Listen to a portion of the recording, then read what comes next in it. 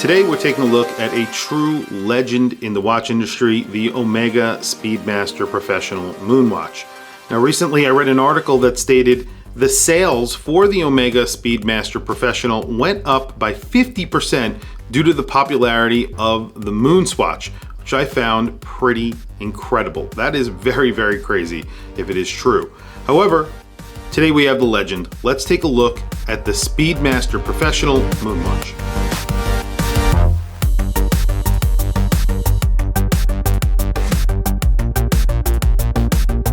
The word legendary, overused in the watch industry, someone calling a design legendary or a watch a legend. I think it's kind of overused. However, today we are looking at a true legend. Of course, it's the Omega Speedmaster Professional Moonwatch, a watch that went to the moon, the first watch on the moon. Of course, it comes in beautiful packaging.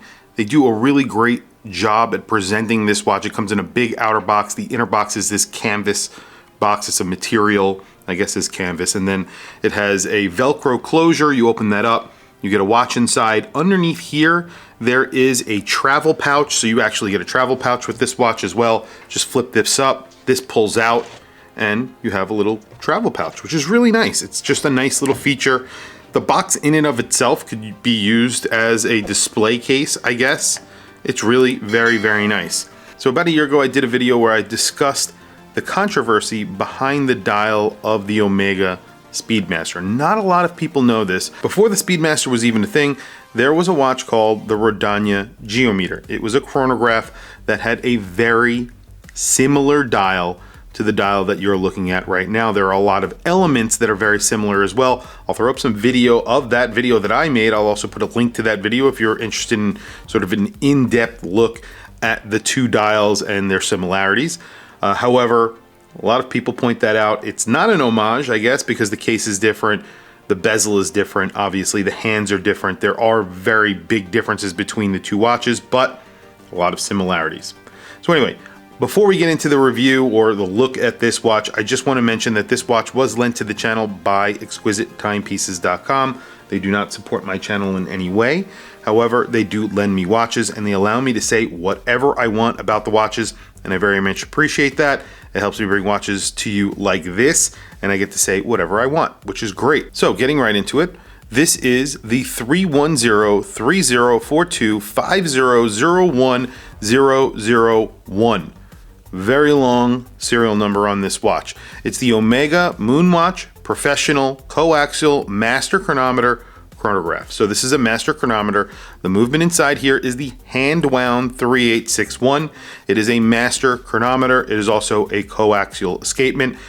Beautiful movement on here, but it is hidden through the solid case back. Now this does get a Hesalite crystal because this is not the sapphire sandwich, so you do not get to see the movement. You get a beautiful domed Hesalite on here, which is basically a acrylic crystal, but it's very thick. You can buff out scratches on here. And I think it looks a little bit warmer, or a lot of people say it looks a little bit warmer than the sapphire version. I agree with that. I think that acrylic crystals, even plastic crystals, and of course Hesalite look a little bit warmer, I guess, when you are looking at it through the top of the watch. Of course, on angle, it's a little bit more distorted. And then, of course, you get a little bit less light play on it. So you're not getting as much reflective properties. There's less need for AR coating. In fact, I don't believe they get AR coating at all. Bezel, standard tachometer bezel, and a beautiful matte black straightforward dial. Obviously, this is a watch that went to the moon. It's a 42 millimeter watch. So basically, when you measure this watch, it measures in at 42 millimeters. So it's around 41.7, somewhere around there.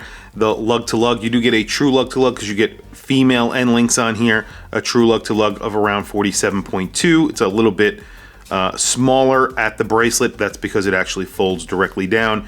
You get a pretty sizable crown on here. It does not screw down. You get 50 meters of water resistance. It's 6.4 millimeters wide, which is not bad, and it's really easy to wind. Feels really nice. There's a little bit of plastic on the back of this watch, but I don't think it really is adding to the thickness. So 13.8 millimeters thick, which is actually not bad for a chronograph. Actually pretty good for a chronograph, I should say. It is a hand wound chronograph, so there you go. Now, I do need to return this watch pretty soon. I've done a few videos with this watch. I believe I've already spoken about the price on this watch, but it is a $6,400 watch. This is a new version of it, so that's what you could buy this new, but there are used versions that you could obviously buy a little bit cheaper. But the prices on these have actually been holding steady, so if you want to buy one new or used or on the gray market, it's all going to be in that $6,400 range. Over Exquisite Timepieces, like I said, they have this watch in stock, so $6,400 is what the price is on this. I think they also have used versions. They might be a little bit cheaper on their website. I'm not entirely sure. There's just a few little details on this watch which I love.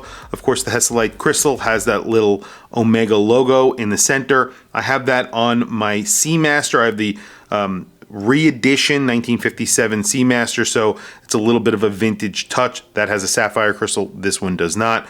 Of course, the hand wound movement is very smooth, sounds amazing. Everything is smooth, the operation, and of course the chronograph also really nicely operated, very smooth, very solid clicks on the chronograph. Of course you would expect it. It's a tried and true. I mean, this has been in so many iterations. They've done it so many times that obviously, you know, you're going to get something that works really well. The bracelet is sort of a multi-link bracelet, I guess you can call it.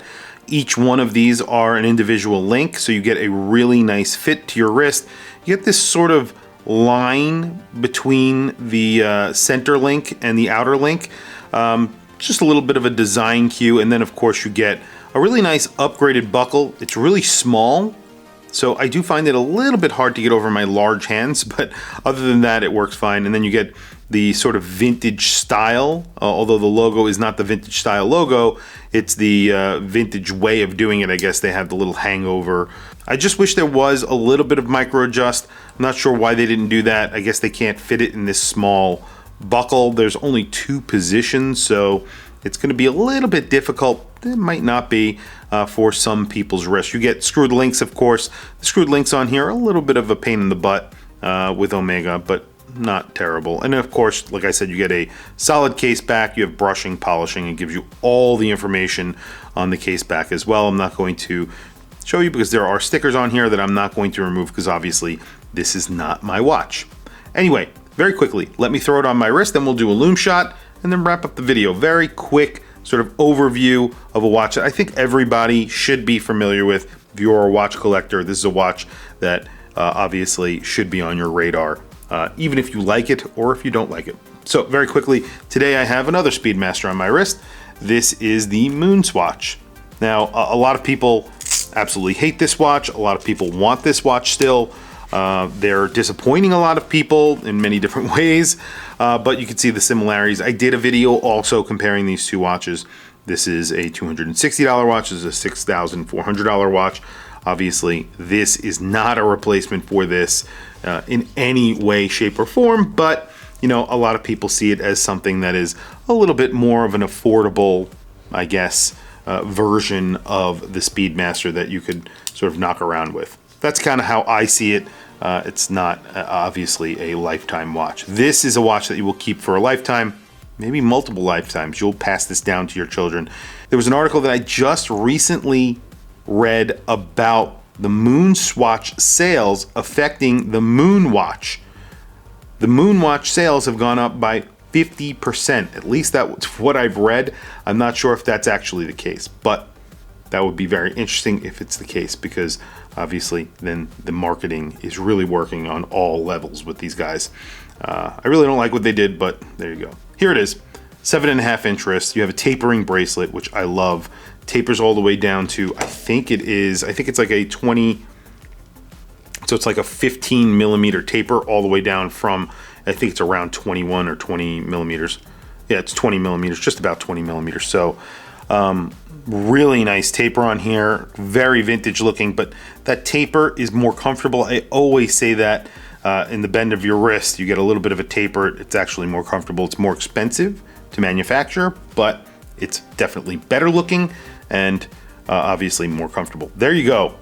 I love the look of this watch. It wears thin to the wrist. even though it's a 13.8, 13.7 millimeter watch thickness wise. You know, a lot of that is that large domed crystal. So very quickly, a quick lume shot, and then we'll wrap up the video. There you go. Lume is pretty good. Not incredible. You have lume on the chronograph seconds, and then the hour minutes, and then of course the indices. That's it. You know, you're not buying this watch for the lume, but that's really it.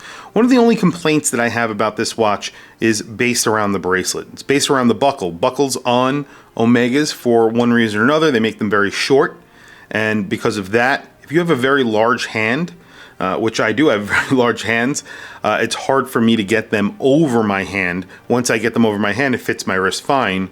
However, because of the way I have to have it fitted, without some sort of adjustment, it's harder for me to get it over my hand onto my wrist. Now, I've experienced many Omega, and I've owned 4 or 5 Omega. Currently, the Omega that I own is the 1957. I also own a Mach 2 Speedmaster, and no matter what, I've always had problems with standard Omega bracelets. And not with quality, but with fitment. That's it. But that's just me, because I do have very large hands. If you have smaller hands or normal person's hands, then you won't have a problem. You can see the lume does hang on. It is pretty decently applied, liberally applied, I would say, to the hands indices and that chronograph second. And let's start up the chronograph second so you can see what I'm talking about. Definitely check out the videos where I compare this watch, the Omega Speedmaster Moonwatch, to the Rodania Geometer, and of course the Moonswatch.